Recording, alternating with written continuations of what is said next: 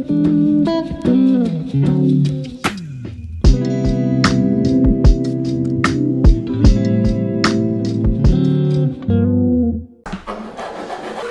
this video, I'll show you how to flip your board over and make some small adjustments to your frame so it's ready for the next step.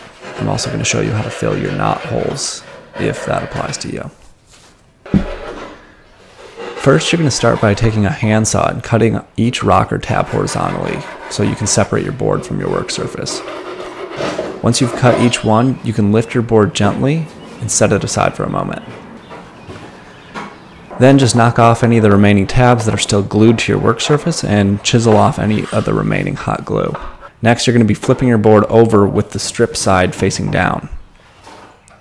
As you can see, I'm using a special multi-function shaping table that I designed out of a sheet of plywood that doubles sort of as a shaping stand, but you can also just roll up some towels or use some wooden blocks or some cut up pool noodles and wedge those between your board and your flat work surface. The goal here is just to stabilize your board now that it's not glued down, and you're going to be flipping it over several times during the rest of the build. Okay, next you're going to be doing a little cleanup of your frame by trimming the overhanging strips with whatever cutting tool you've got handy. A traditional handsaw, or what I have here, a Japanese pole saw, works great, and you want to leave around 1/4 of an inch around that you will eventually remove with a flush trim router bit or a hand plane. Also, I know some woodworkers think these oscillating saw tools are kind of cheating, but I must admit they do really come in handy during this part. Sorry about the annoying autofocus here, but the next step is you're going to want to cut off these excess rocker tabs on the top of your board. Again, you just want to use a handsaw or a chisel to trim them off and finish with a little sandpaper so your top strips are going to lay nice and flat against the entire frame. This next step is sometimes forgotten or causes a little bit of confusion, but you're going to want to shave your side rail frame pieces so they're flush with the rounded rib pieces. We want our strips to naturally follow the downward angle of the rail without leaving a gap between the strips and the frame.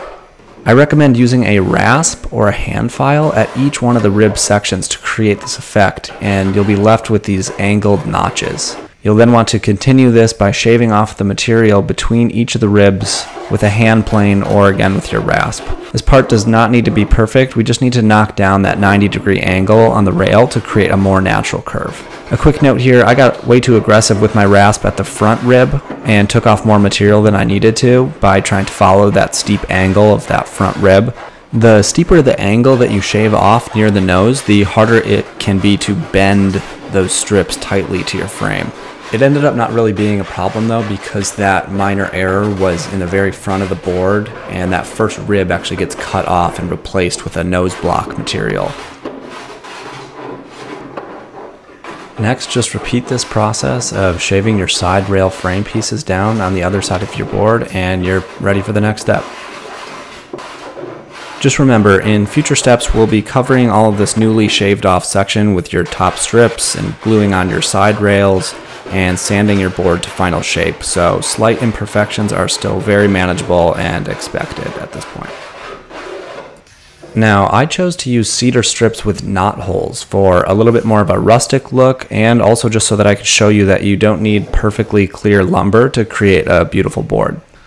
But since we obviously want this board to float someday, we do need to cover up those knot holes. If you don't have any knots to tend to, you can just skip right to the next video.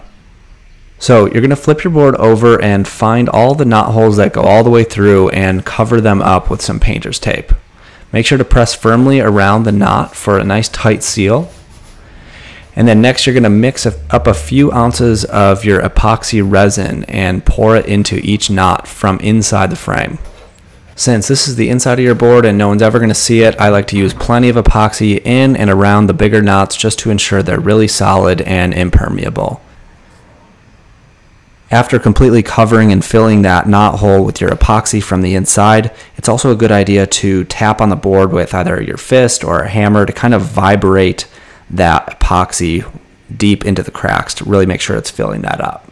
Just double check that you've filled in all the knot holes that you covered up with tape on the underside, and then let your epoxy cure overnight. In the next video of the series, I'll show you how to add your internal blocking materials that will help secure your deck accessories and your fin box.